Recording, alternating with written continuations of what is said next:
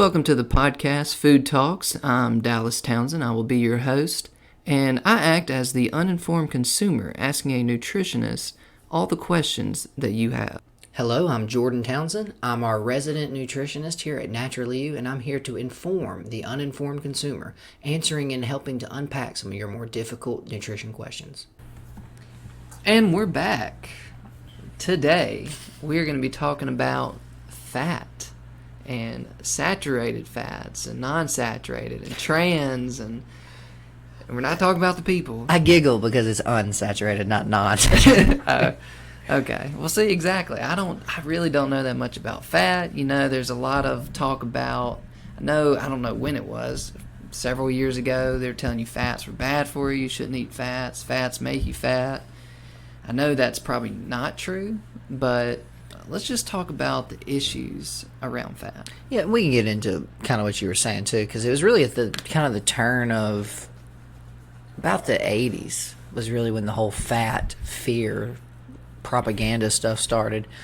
And it was what you said. It went back to, as well as really starting about the 1950s, heart attacks in the United States began to rise. That was what kind of sparked the whole fat thing, because they started doing these studies.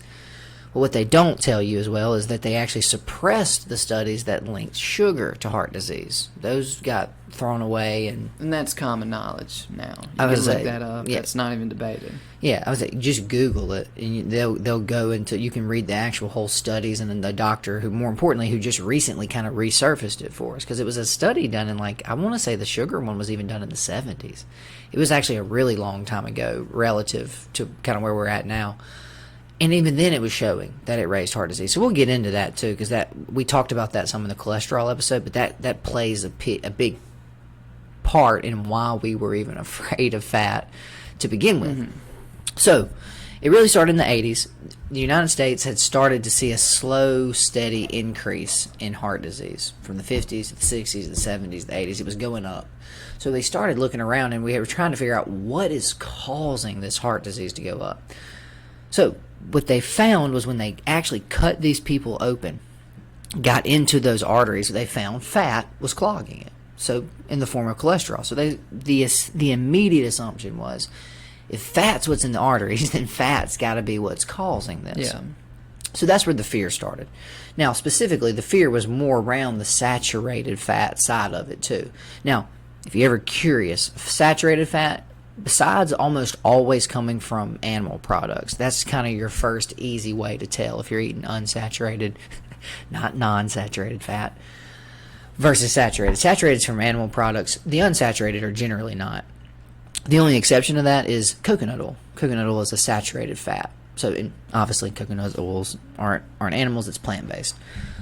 But what happens here is when you start to really get down to what we've learned now, really, because so we freak people out. Okay, if fat's getting in the arteries, we've got to reduce fat, right? Well, just look at the data. More heart attacks were happening in the 90s once we got rid of fat. More heart attacks were happening in the 2000s. We got rid of fat, Dallas. I'm sure you've been to the grocery store. Low fat. Everything is fat-free, even. We took all the fat out. The biggest issue with that is, first and foremost, when you remove fat from food, it doesn't taste good. You take away the savory, you take away that kind of that bliss factor, if you will. More importantly, if you take the fat out of food, you've now got to add flavorings, more importantly, sugar, specifically, to now make it taste good. So remember when we talked about how the sugar industry was the ones who helped suppress, I say the sugar industry, it was actually these major sugar conglomerates, think Diamond. Big Sugar. Thank you. They're the ones who helped push back on that. Well, what happened was we got rid of fat, Dallas, and we saw our numbers keep going up. So it took us about 20 more years to realize, fat is not what's causing heart attacks. More importantly, it's specifically the sugar and the carbohydrates that are doing the heart disease and damage. Go ahead. When would you say we figured it out, though? You said it took like 20 more years. Heck, if you still read the government guidelines, they still tell you to avoid completely certain saturated fats and trans fats and stuff like that. And we'll get into that. So no, we still haven't fully come around to it yet. But it was about the 2000s. Big Sugar still got a lock on it was about the government.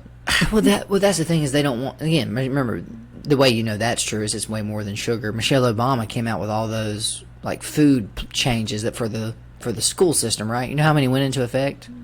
0. None. Wow. Exercise. Remember, it came play 60 a day. That's what that's what they compromised on. Look, Michelle, let them eat their gummies. Just tell them to go outside and run around for an hour. It's not how that works either, right? Yeah. We digress. So once you get back to what it was about the mid-2000s that we started to realize, hey, I don't think it's fat by itself that's making these heart attacks and stuff go. Because we're going to get into the different forms, because that's a whole other side of this too. So what really is going on is it's not high carb and it's not high fat. It's high fat in combination with high carb that causes the severe heart disease that we know of, causes things like heart attacks, strokes, all that stuff. The easiest way to think about this, people, is if you look at the American palate, we're eating, most all of our meals are high carbohydrate and starch with these junky fats. Think of about a perfect example is just a McDonald's hamburger. You're getting saturated fat from the patty. They fried those French fries in canola oil. And then you get the bun, the French fries, and the soda. That's all carbs and then less desirable forms of fat instead of those unsaturated fats. So this is where the problem starts. When you have high blood glucose, or what we call high blood sugar, everybody knows about diabetes and all that type of stuff. When you have a lot of that sugar dissolved in the blood, it's hard on your arteries and veins. So what happens is you get these little cuts or striations that start to form. When those things form, the body's response to that damage is to send cholesterol to that area. Cholesterol, that's why we'll get to that part of fat as well. Fat's in almost every single part of your body, brain, skin, eyes, all of that. So to cut it out completely was absolute insanity. That's like if they came out and said vitamin C is a toxic chemical. Yeah, just to kind of step back real quick, though. When they were deciding that, hey, fat's a problem, let's cut out fat, did they take into consideration any of history? Like, No. People had been eating We cut people open. fat off of animals for probably ever. I mean, they eat the meat, the fat. As soon as we Indians could, would eat though, everything. right? Yeah, not forever, but as soon as we could. That's why humans are really our primary fuel source was always plants, because plants don't run away. We've talked about this before. Yeah. But as soon as we could, there's been no human civilization that had the capabilities to eat animals that hasn't eaten animals. So exactly. But no, what they were looking at was they were cutting these people open, and when they were unclogging these arteries, it was this thick, fatty substance that was stuck in it. So they didn't do any nuanced thinking, Dallas. They went A plus B equals C.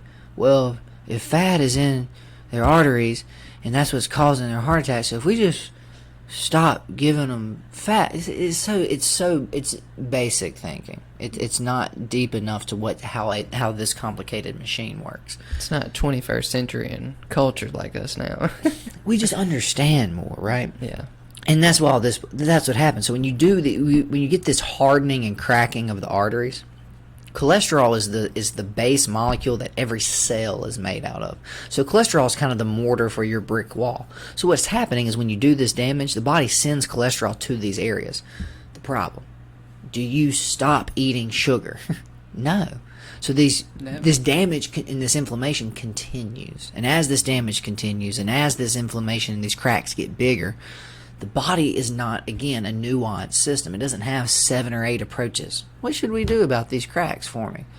It just sends more cholesterol. As it sends more cholesterol, eventually what it will do is it will completely clog that artery. So the solution becomes the problem.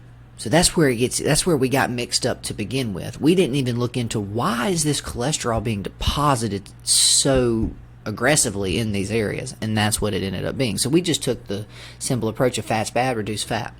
So that's what I want to emphasize first. We know fat by itself is not bad because we reduced fat, our heart attacks doubled. So that on that data alone. Well, they would just tell you the fat's got to be sneaking in another way. Exactly. It's still fat. I'm joking. But no, that's what we've learned. It's not. It's high fat in combination with high carb. Those are the things that cause the issues. So let's kind of go from there too. Now that we know fat isn't bad, all fat's not created equal. It's kind of like carbs, right? Mm-hmm. Kale is a carb and cookies are a carb. Those act completely different in your body. Fats too. So you have the 3 big types. You have saturated, and unsaturated. Those are the ones that I want to focus on first because those are what I would call the real fats.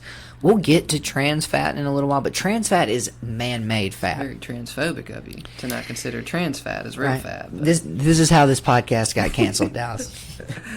We went out on a limb and we're anti-trans Fats. Perfect. So you're also a fat shamer. Yes. So let's back up here. You got your two fats. So the unsaturated are what they typically refer to as the good fats. Mm-hmm. Those are when you get into your olive oils, your canolas, your sunflower oils, walnut oil, anything that comes from those plant-based. And the unsaturated are the ones that do not raise your cholesterol or any of those types of things. The other side are the saturated fats. Those are the animal products. So you have essential fatty acids and you have non-essential fatty acids, just like you do with amino acids and things like that.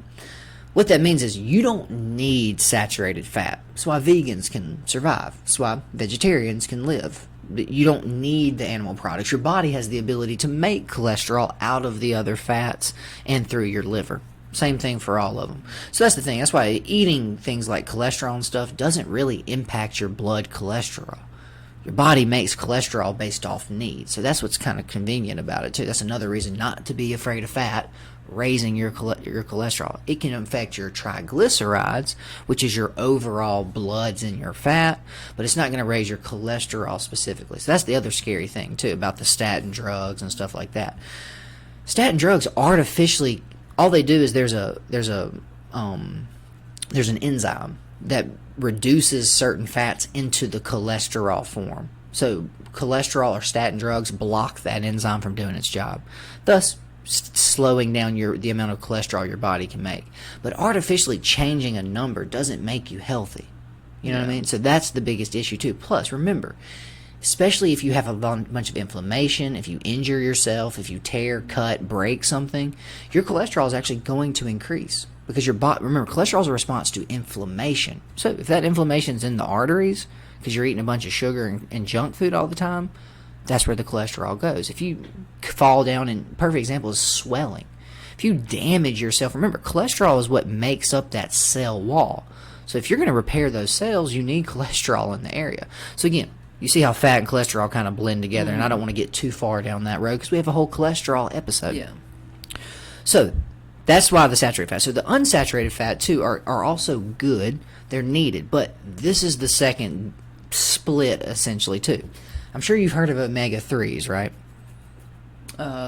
Fatty acids, yeah. Precisely. No. Just double checking. You know what omega-6s are? That's another form of fatty acid. Twice as strong. Longer is the thing. Okay. More bonds is all. And then there's actually omega-9s. You don't hear about them very often, but they're more rare. They're just not as common in our food sources. So this is where the next level starts. Remember those unsaturated fats I was talking about? Mm-hmm. Or actually, because then again, technically, unsaturated fats split again. There's mono, which means single, and then there's poly, meaning multiple unsaturated fats. Real quick, what makes the saturated a saturated fat? So what saturates it? If you can pull up I'm going to describe this to y'all, but I'm going to get Dallas to actually pull it up. It's a molecular thing, and this will make it.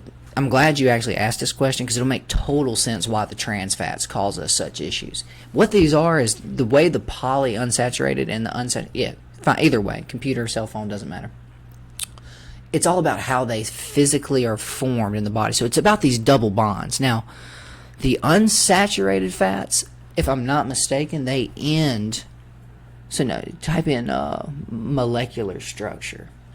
Because exactly, yeah, the poly saturated fat. Yeah, and versus unsaturated. So yes, so you see, saturated fats end with what they'll have is just a random double bonded oxygen right at the end. Okay. So you see how it's all those CHs, CHs, CHs, CHs. So saturated fats end in the double bond O and the double bonded OH. So let's look at unsaturated fats. Same thing. But you'll see why and this is what I try to stress to people. Chemistry becomes really interesting once you start looking into your health and your body. Because the only thing that makes... That's probably why a lot of people don't understand their health and their body. Because a lot of us don't understand chemistry. Well, it's locks and keys, though. Yeah. That's the way your body can function. So you see the difference? So you see how the saturated fat is solid. all the way across the whole thing. Unsaturated fat in the middle has these two, well, technically it doesn't have the double bonded oxygen at the end, or it does. What it does is it has a double bonded carbon in the middle. So what that is you've probably noticed what this chemical thing I'm explaining to you is. Why does butter stay solid at room temperature? It's saturated fat. So it's got that perfectly symmetrical end to end. There are no breaks in it. So for that reason, it wants to stay solid and together. Unsaturated fat are your olive oils, your canola oils, your peanut oils.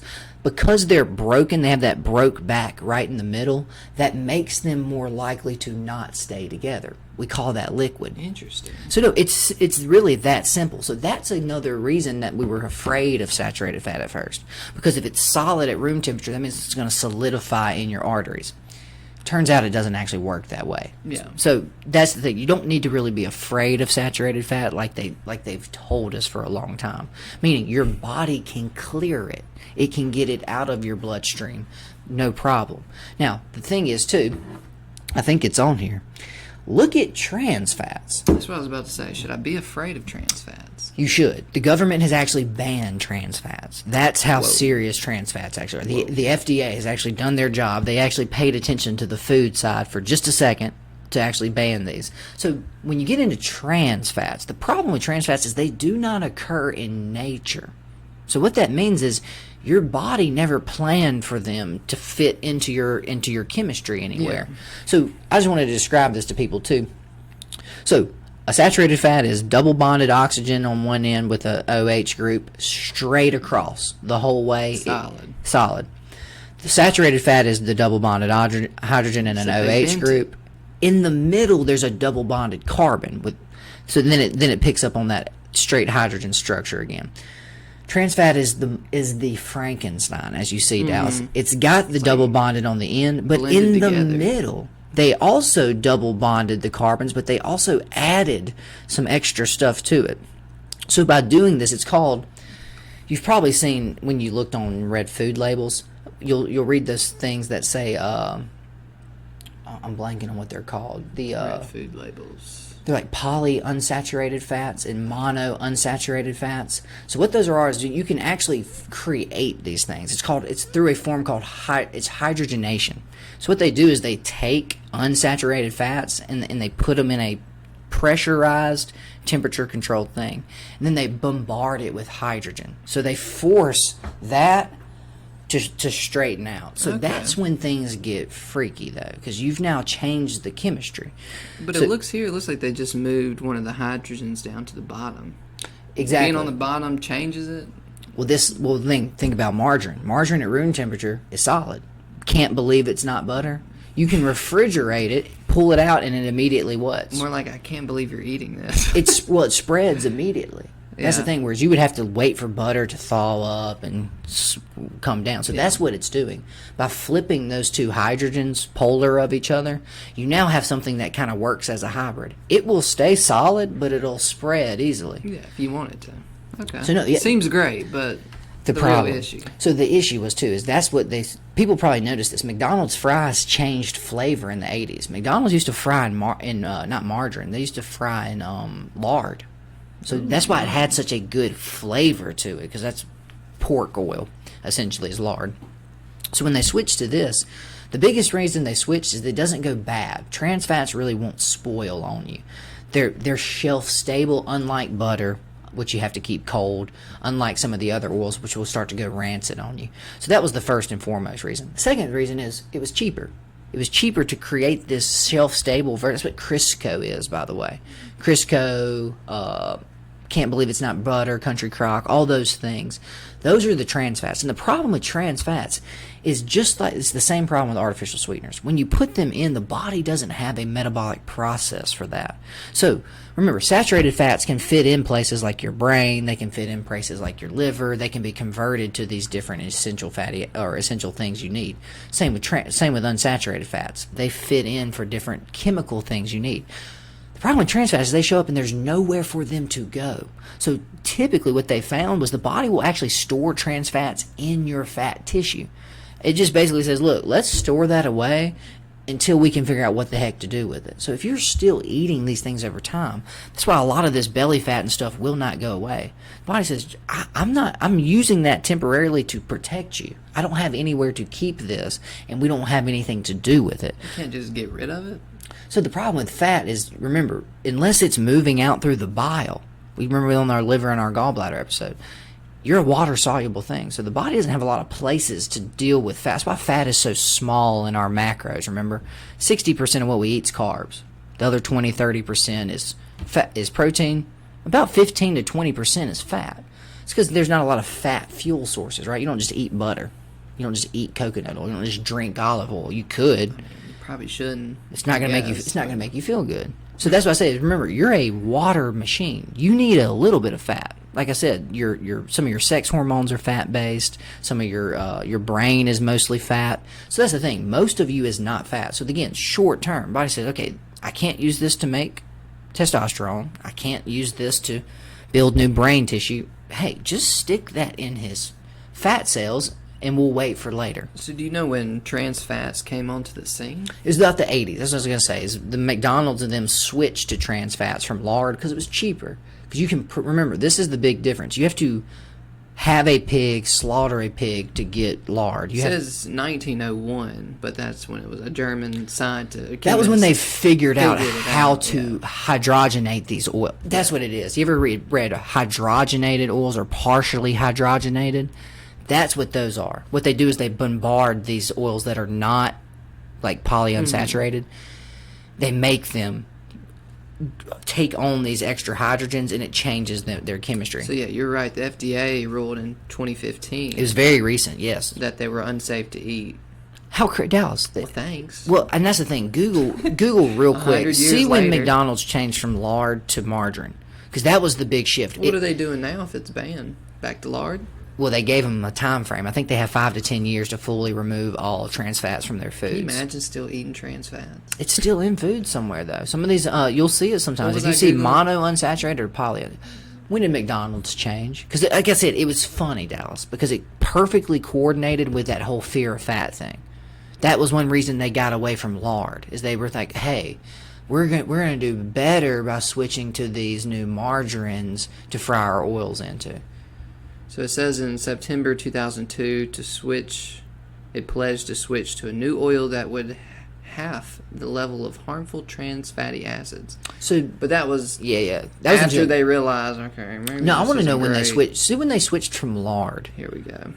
Because that was about the 80s. That was my guess. I think it's somewhere in that time frame.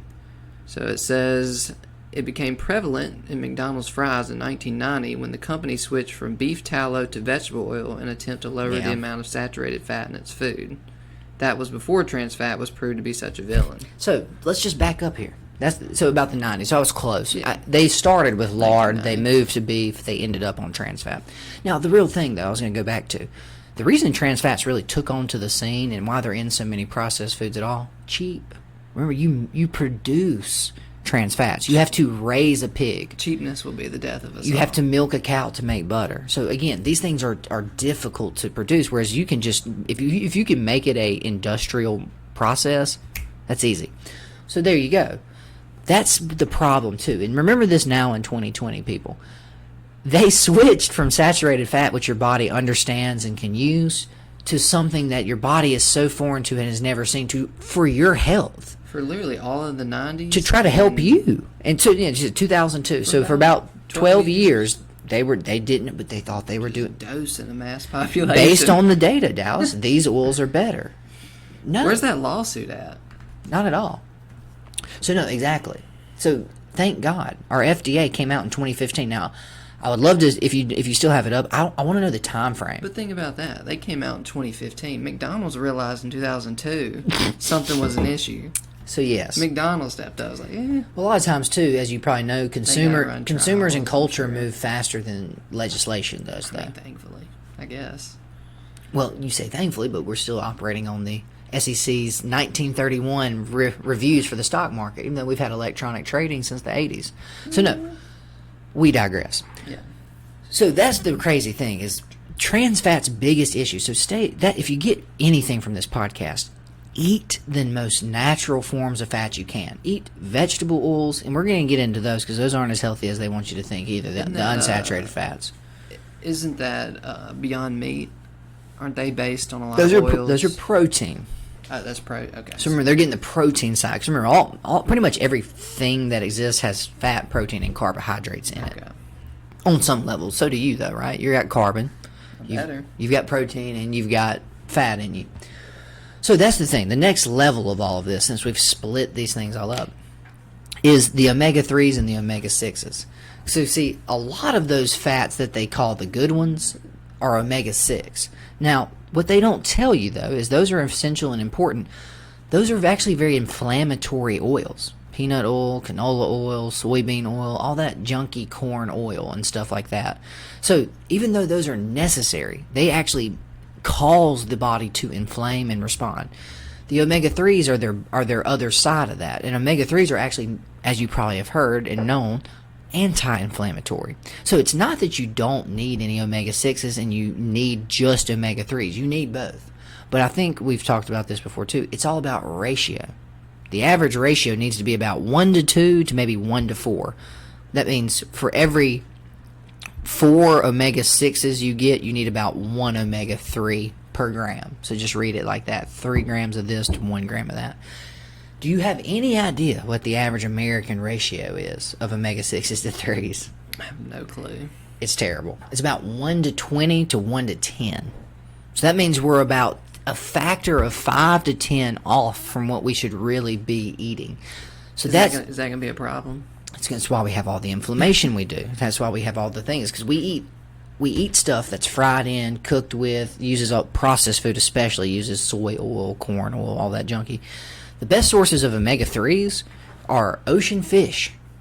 So again, unless you're living next to the ocean, how much fish are you eating? More importantly, how much wild-caught salmon are you eating?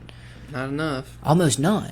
So you see why our ratio starts to get off. So that's what's even scarier about this. It's not that omega-6 is bad. It's that you're eating 90% omega-6 and 10% omega-3. Your body can't balance its own chemistry like it needs to. So that's where it gets even scarier. Now, the other side of this, besides fish, things like tunas, herring is a good source, salmon, cods, any of those wild ocean fish. The other big source is grass-fed beef. The main source of omega-3s is actually grass. Well, as humans, we don't eat grass. But the problem is we don't feed cows grass anymore, do we? They eat grain. Yeah, but I guess just feedlots. Remember what I was just talking about? Corn oil, soy oil. Those are omega-6s. So we're now feeding our cows the same thing. That's another reason they get sick. But again, if the cow doesn't eat something containing omega-3, the beef at the end cannot have omega-3s in it. You don't produce them like that. It's something that is built up over time. So there's another issue. You see how we think red meat is bad? It's not. What we've turned red meat into is a problem. So, here's a question.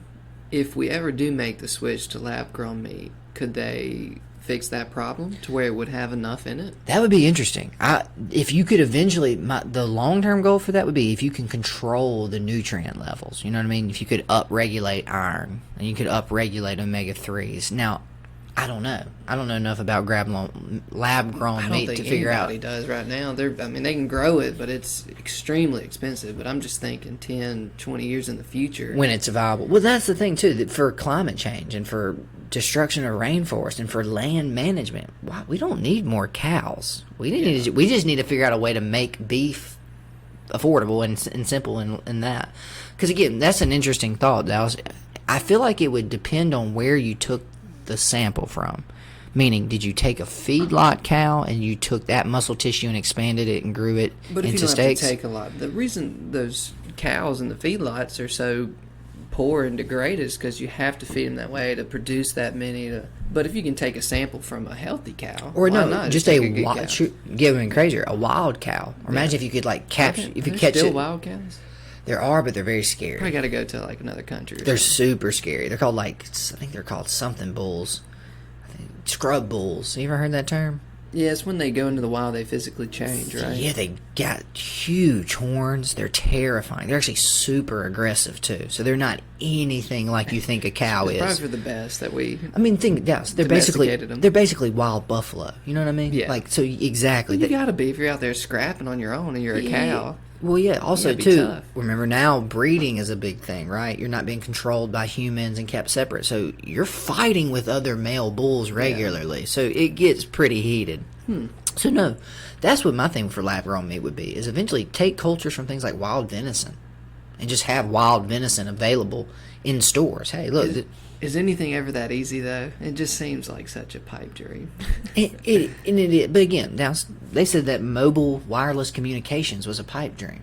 Now we don't even think twice about it. So wait in 10 years when we figure out what's. So that would be my wrong with thing. that. I feel like it would need to be what is in the tissue sample that you're replicating.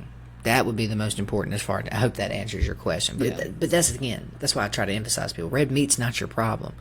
What we've done to raise red meat in the volumes and keep it the price as low as we have is what's now making it make us sick. So, all of that to say, fat is not bad. But more importantly, not just eating the right fats. There's no bad fat. Saturated fat's not bad. Unsaturated fat's not good. It depends on how. Now, trans fat kind of is, but only because it does not exist. I mean, if the FDA is going to come out and say it, they don't just. That's terrifying, right? Yeah.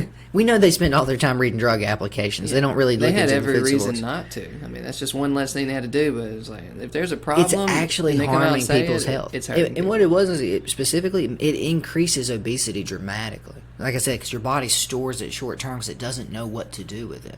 Same problem with the things like sucralose and stuff like that. All of that to say, make sure you're eating enough good fat. So again, don't be afraid of stuff like coconut oil. I know they tell you, oh, it's going to clog your arteries. No. Coconut oil is one of the best sources of medium chain triglycerides, which don't occur in nature. That's the ones your body can kind of use like carbs. It can use them really quick for a quick fuel. So that's why people on keto love coconut oil. You don't have to wait as long for those fats to start burning as you do for things like butter or, perfect example, any of the other like major fat sources. Olive oil is okay and better, but then you're shifting back into the omega-6s. So be careful. You've got to get that balance in. So that's why, again, we sell things like tuna omega oil. You're not going to be able to eat enough fish, not living in Mississippi in the central of Jackson. So that's where we kind of digress to, is we do what we can in 2020. Well, does it have to be fish out of the sea, or can it be like some bass you catch in the reservoir? Bass don't really have it as much. It's all based on what they're eating. Well, it's all based on what they're Catfish. eating. Because again, Catfish is probably not that good for you if You it's need- a bottom feeder. they have almost none. Tilapia is awful. Terrible nutrition profile on both catfish and tilapia. But it's what they're eating that has the omegas. It's the tuna and the krill and the stuff like that. Yeah. More importantly, it's usually plants that have omega-3s as well, too. Awesome. Well, I think this is a good place to wrap up. I think we covered the basis on the big three, the types of fat. That's just the facts about fat, people. That's what I try to tell you. Is you just don't need to fear it. Now, just fat facts. one fast fat facts. The quickest thing, though, I want to leave you with, though, too, is the best thing about fat is fat will satisfy you. It will make you feel so full and not hungry, whereas carbs will physically make you hungrier. So if you just ate a plate of fat and like raw broccoli, raw vegetables, you could fill up in a I'd couple of seconds. I'd say good luck. Seriously, take you a couple scoops of coconut oil. You're gonna ugh. So on a steak, you should be eating the fat part too, not cutting it Yeah, off. never, not at all. If you want to feel full, and that's the other thing is too. Remember, fat will slow you down. Whereas if you fry a bunch of stuff up, you can just eat and eat and eat and eat and eat. So that's why I want people to just realize is fat's actually your friend. But that's the thing is that's why we don't eat it the way we do. Remember I was saying earlier, you don't just have a side of fat on your plate. It doesn't make you feel good. Fat will make you actually start to feel sick. And that's because the body says, look, it's going to take me a while to break this down. Stop. If I can make this person nauseous, they'll stop shoveling it in. Whereas with carbs, the reason it'll let you keep eating it is it goes, hey, there's really no bottom. So if you eat like a fat off a steak, and then your body breaks that down and then just turns it into human fat. So, breaks it down first. Usually those things are come in long chain fatty acids. They're reduced to what we call short or mediums. Those are what your body does most of the work with. Now, the bacteria are also another form of that good gut flora. They also produce and secrete short chain fatty acids as well. So your body, just like with everything, takes these big, long, you saw how big those molecules were when we looked them up, and reduces them into these forms it can use, like cholesterol. And then from cholesterol is kind of like glucose. Cholesterol is kind of the bottom of the fat pyramid, meaning from cholesterol you build back up to add make those cell walls and all those different things. Okay. So no, good question. Well, this has been a great Fat Facts episode. Hope y'all learned something out there. Be sure to drop a like, subscribe, comment, and we will see y'all next week. Take it easy.